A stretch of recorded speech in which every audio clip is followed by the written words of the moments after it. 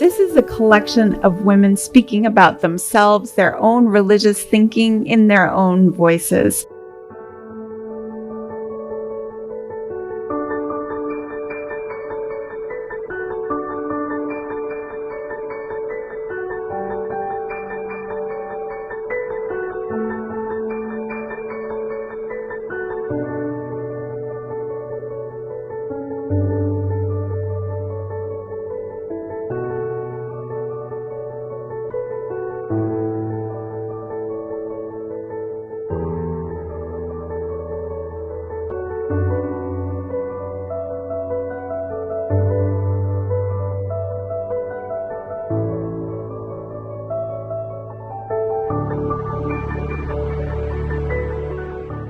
There is truth everywhere, and this church will try to function as a collecting house for truth.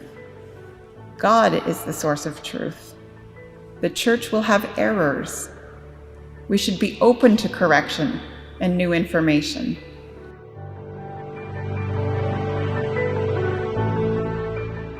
Adopting a view of revelation as a process requires patience and hope. By definition, hope is something we have despite negative past experience or evidence that points to the contrary. Hope is something we choose.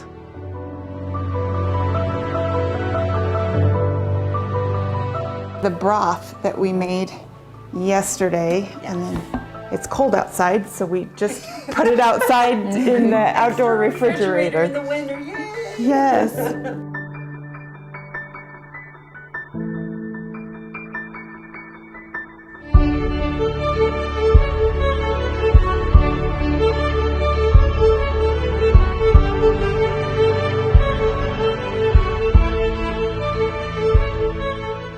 I offer my remarks tonight in the spirit of empathy, encouragement, and also warning about times vanity leads us to care more about our own reputation than others' well-being. Instead, our efforts to make our lives matter can be interwoven like the lattice top crust of an exemplary pie with righteous motivation.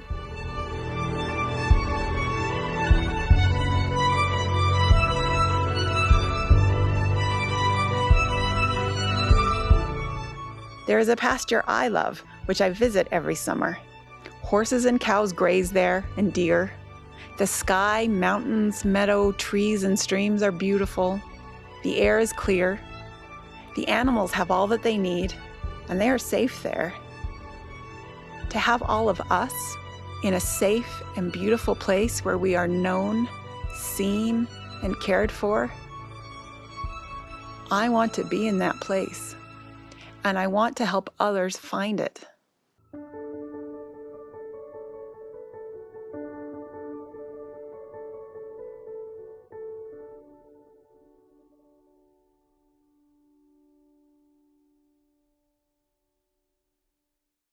Well, I'm Amelia, her oldest daughter. Sorry, I'm a little teary. Sometimes videos are a little hard to watch.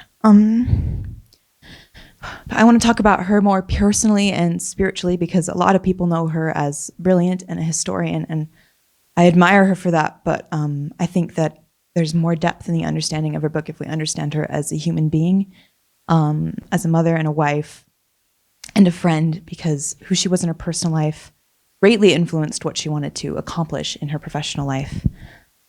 So Mom, what I know about my mom is that she loved finding joy in big overarching concepts like the atonement, and also in their everyday manifestations. For example, the blessing of security and peace, which is a great overarching blessing, can be found and appreciated in its little manifestation of sitting outside in the spring, not worried about overpollution or war. So she not only cared about the big, important blessings that we have, but also appreciating them in the little ways that we are able to. She loved the word abundance to counter anxiety. Anxiety, I believe, comes from scarcity and the unknown. Afraid we'll do something wrong, afraid there's not going to be enough of something, enough of food, enough of love, enough of time. She loved speaking abundance. And she modeled around her, those around her, a deep gratitude and appreciation for life and all that it is abundant with, in food and nature and books, and most of all, in Christ. She deeply loved and cared about Christ, but she didn't want to push her beliefs on people forcefully to make them despise Christ or her. But her desire for others to come unto Christ was really deep and really vast. She wanted happiness for others. She wanted others to know that light. She knew that life has room for both joy and pleasure. And some people feel that they must sacrifice their pleasure to have joy. And I don't mean pleasures that we should not partake in. I don't mean things that are sins, but I mean eating cake. That's not a sin. Contrary to some people's belief, that's not a sin. I mean taking a rest, taking a nap when we've worked well, standing outside in a forest. She believed that the church not only offered joy and security, but lots of pleasure in community, in friendships, in holding a neighbor's baby during sacrament meeting. And that's what this book is to me.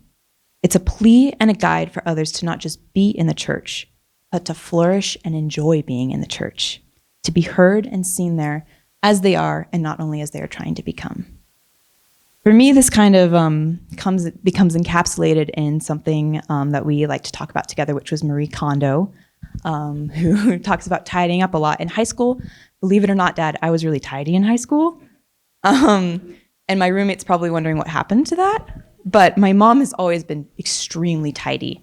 And something that Marie Kondo sort of spearheaded was the idea that objects in your home to be tidy and minimalist should spark joy. And so Mom and I would often talk about things, either if we want to eat something, does this spark joy, or am I just eating this because? This shirt, does it spark joy, or do I just feel obligated to keep it because someone gave it to me? And so this book, for me, I think is about making the church spark joy. Not just be something we need, but be something we want. So that, to me, kind of encapsulates the book is the church sparks joy, and how can we access that joy? So that's it for me. And then this slide got a little messed up, I'm not sure how, but pretend it's really aesthetically pleasing. So she would want me to put in a little plug for the Away Cafe. It is the blog that we worked on for about 3 years before she died, and I've been absent on it because it's actually really painful for me to work on. I'm hoping that I can push through that eventually, but we both love food, as I've kind of referenced, and as probably everyone here knows or should know.